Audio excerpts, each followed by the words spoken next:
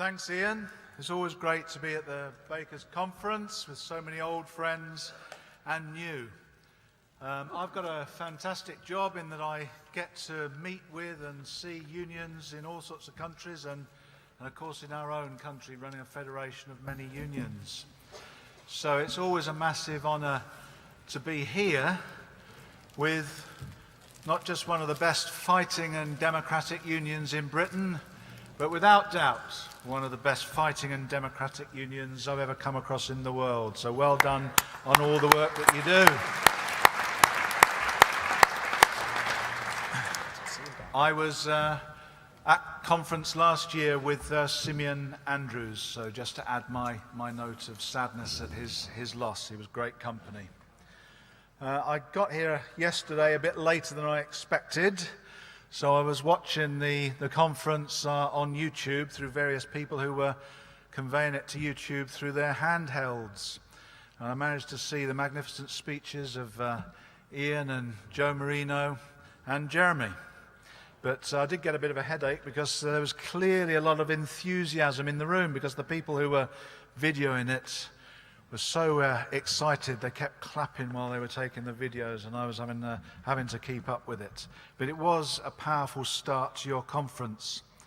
And of course, when it's your 100th, we all, and with so many other anniversaries around that one of the brothers was speaking about as well, we think of the past and we think of the future. I've been thinking a lot this year because we're coming up to our own 120th anniversary of that great slogan that you find in the Durham Miners Association. The past we inherit, the future we build. And how appropriate that is. I agree with the brother who said that there is a danger now of losing track of where the working class has come from and what we've achieved. But that history of what we've done lives and breathes around us. You can see it around this room with the stall on Shrewsbury, the Orgreave stall, and of course the Wigan Diggers Memorial stall, which reminds us of one of the first great socialists, Gerard Winstanley, in the 17th century. I've always loved our history when it is living history and it means something. I used to celebrate, when I was Secretary of Coventry Trades Council, International Workers' Day. We'd have a huge festival in Coventry, as many people did all over the country, commemorating those heroic struggles for which people were hung and imprisoned for the 8-hour day at the end of the last century. But I've never had a better May Day than I had this year. I spent this year on the picket lines with the strikers from the Bakers, Food and Allied Workers Union, taking on one of the most awful bosses and corporations in the world.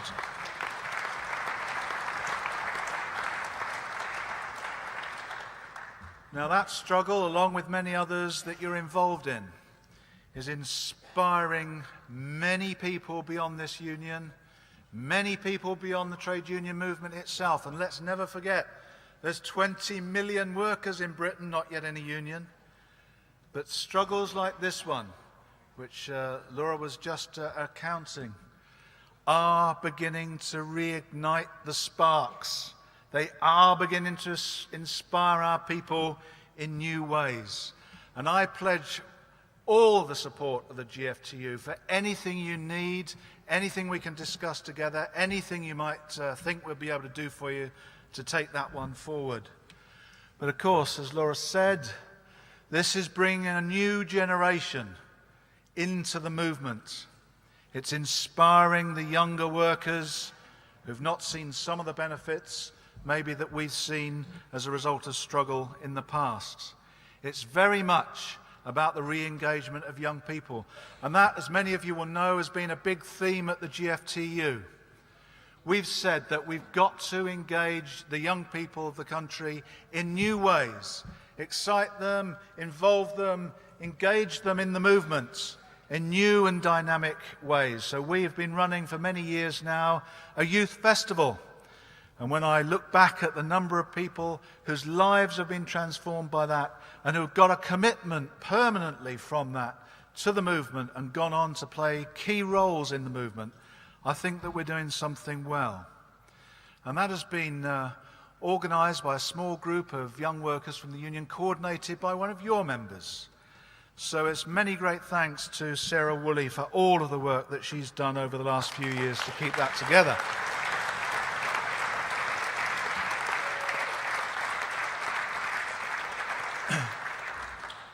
Now, we've got to learn from positive and new experiences and share them. And of course, there's all the social media and some of the stuff we've done you'll see on that. But we decided, amongst many of the new things we did at the GFTU last year, one thing we'd do is we'd set up an international publishing house for trade unionists to get all over the world amongst the trade union movements. So we've set up a thing called Workable Books, which is publishing books and pamphlets. But one of the first ones that we've done is this one on trade union education. And in that, you'll find a chapter on the story of how we've been working in new ways with young people by your very own Sarah as well. So we can get it written up, we can share it around the world, all these new experiences that we're having. There's another one we've done which also helps us not just to commemorate the struggles of the past, but to give them a new meaning and significance. We've done this one. It's a collection of plays, 7 plays, on 7 key moments of struggle in the trade union movement, all about the struggles of our predecessors, right from the Tolpuddle Martyrs and the Combination Acts up to the brave strikes fought in the 30s and 40s about their equivalent of 0 hours contracts then. Mary Quayle, one of our executive members, led the cafe workers in strikes for proper contracts and so on. And this goes right up to the 70s. So one strike that was perhaps not much known about, the strike of the Trico workers for equal pay. And I think this is worth remembering, this one, and I encourage you to buy the book and have a look at the brilliant play about it. But it was in 1970, after the Dagenham strike, that we won the concept of equal pay for women. And the plan then by the government was that that had to be introduced into all workplaces over 5 years. But come 1976, the workers at Trico, which made windscreen wipers, found that it wasn't in place there. So 450 of them, including 150 guys, went on strike for 5 months in that sweltering hot summer, if anyone can remember it. The summer, incidentally, when the Grunwick strike for recognition started. And they won after their determination on their own, supported by the trade union movement all over the country, the key legislation that now still is with us in terms of equal pay. And that's just one significant reminder that nothing of any value in our country has been won without the struggle of our brothers and sisters, past and present. And that goes too for women's suffrage, which so many people were celebrating over the weekend. But it did make me think that that struggle is not complete. It took about 134 years for the Chartists and all the supporters who came, the women's suffrage movement and so on, all those trade unionists who said there should be a vote for everyone over the age of 18, whether or not they had property. That took us until 1968, remember, when votes came in for all those over 18. And now the demand of the movement, so that we can re-engage and use the genius of our young people properly and make sure that their voices are heard, is to ensure that we have votes for 16 throughout the country.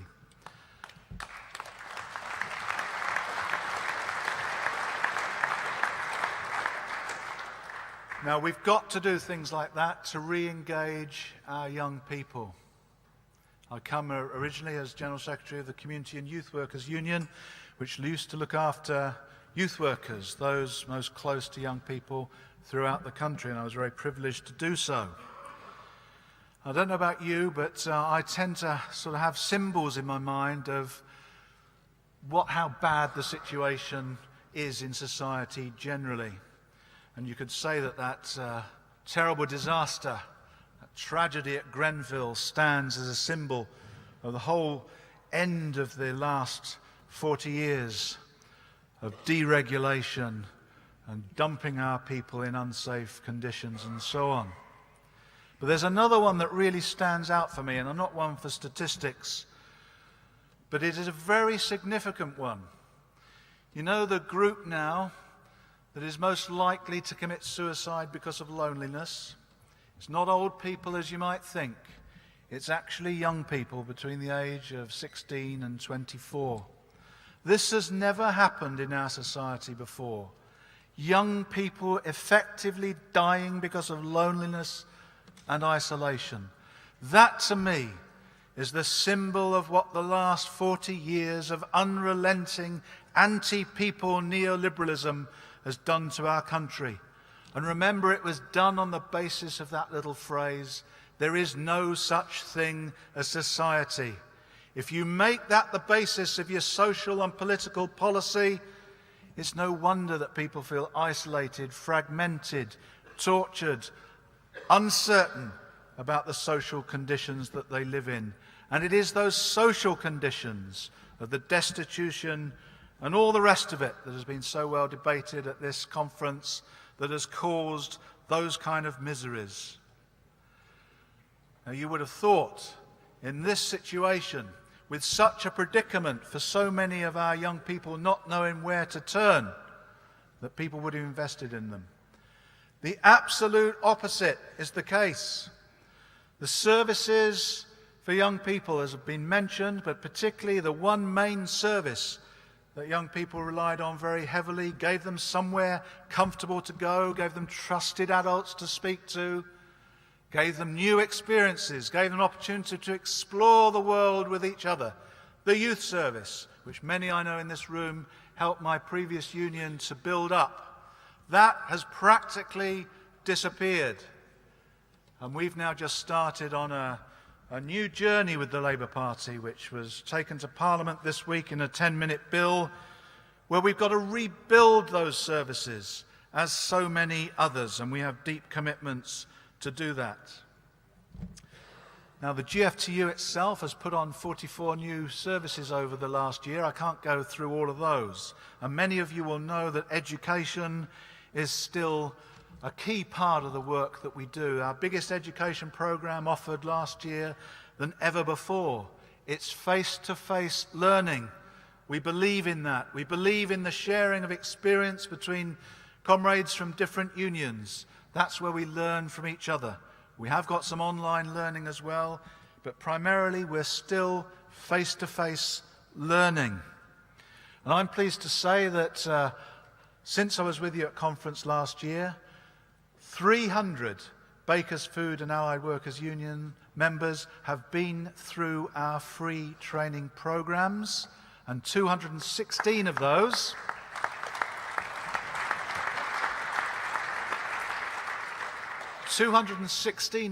significantly, in my view, have been on 5-day courses where we can really get to grips with the issues and so on. So thanks for the support for that, and I'll continue to do everything I can to make sure that your appetite for learning is fully supported by the GFTU. Now, the Bakers Union also strongly supports our conference and hotel centre in Quorn in Leicestershire. And just a reminder to you that every member of your union is entitled to discounts when you go there, take a break with your friends and family. But it's becoming a centre for unions to do their work, their training, their conferences, their meetings and so on. And it's loved by many unions because it's a social enterprise project, as many of you know. The money doesn't go into any private hotel owner's pockets. It comes back into the movement. Any money that we make there goes straight back into our education trust to provide us all with more education and training. And of course, it's a BFAWU recognised hotel, which most hotels in the country are not. So we're pleased about that as well. So we're going to expand it this year, and your union's been very supportive of our plans to expand it. We want to create even more sources of revenue for the Education Trust, but also we want to take our assets out of the sticky hands of the banks. Many unions have been putting their spare cash, sometimes quite considerable, into the banks that caused the crisis in the first place. So we think there should be other things, more creative things done with the money in the movement. We've already created 70 jobs at Quorn. We hope to be able to create more, and we hope to make meaningful investment in real jobs and real things, so that when trade unionists come there, workers really get the best. Now, I was really pleased yesterday to see Joe Marino. I don't know if he's here today. I've worked with Joe for many, many years, and it reminded me of a lot of the work that this union and my previous union did together. And I think some of it, just a little flavour of it, is worth recalling. Of course, in 1984, I think there were two unions that were instantly, 100% behind the National Union of Mine Workers, my union and the Bakers. And we stayed solid throughout that major dispute, which has so shaped the politics of our country. And there were other things that we did together. I remember one that I think was significant. It was the Bakers Union and my union that helped to rebuild the links with the Vietnamese trade unionists. Vietnam had to recover after the total devastation of its country after one of the worst wars in recent history, the invasion of the United States. We'd given good support during that wartime. There was bicycles and blood from British trade unionists that went out to support them, but then the support dropped off. So the Bakers Union, of course, was very instrumental in ensuring that we rebuilt those links, which have continued ever since. And interestingly enough, we had a delegation recently from Vietnam, and I said to them, what's the big issues you're fighting on at the moment? And they said, well, women workers in the unions want equality in terms of pension and retirement age. I said, well, what do you mean by that? And they said, well, the law in Vietnam at the moment is that women have to retire on a full pension at 50, and men have to retire on a full pension at 55, and now women want to retire at 55 as well. So with all of our people forced to work till they'll drop in, forced to work in jobs that they can't physically sometimes manage at 55, let alone at 68, we should remember that it is possible to build societies where we work hard, we get a decent retirement and a pension to enjoy our final years and so on. And there was another issue that we worked together on for many, many years. It once was the case that most of the trade unions recognized, particularly around the time of the 75 referendum, that creating the Bosses Club in the European Union was not going to turn out in our favor. National Union of Mine Workers, my union, Bakers and so on, we campaigned. Joe and I were on many platforms together to warn of the dangers of being part of the mass unemployment Bosses Club that they were creating together in the European Union to make privatization, cuts in public spending, and for our country, total deindustrialization of our manufacturing base, the order of the day. And I put it to you, I think that slowly, after those 40 years, we've woken up to the fact that maybe that wasn't the best thing for us to do, and the people have decided. We've been on the back foot for 40 years because of that and other related issues. And what's fascinating, I think, now about this moment in history, as reflected particularly in Jeremy's speech yesterday, is that we're moving onto the front foot again. We're not going to be involved in endless defense and endless protest. We're advancing our demands for a vision of a completely different society. And when I was watching Jeremy's speech yesterday, I thought, well, I don't support this guy 100%, you know. I support him 1,000% because he's embodied all of the best values, all of the best policies that our trade unions and our people have been speaking about and trying to get accepted and implemented for really the last 40 years since we've been on the back foot. Now, I noticed Gordon Brown said yesterday that Jeremy and the Corbyn thing was just a phase and people don't live forever. That's true. But I think something deeper has been created. It's not dependent on one or two people, although they're great, they're fantastic leaders. But there's now a recognition that we've got to wake up. We've got to help out. We've all got to be more collective, more assertive in our work together. And then if I can end by just reminding us of a bit of even deeper history than anything that we've touched on at the conference so far. Here's a quote, and just see if you can think in your mind how long ago it was written.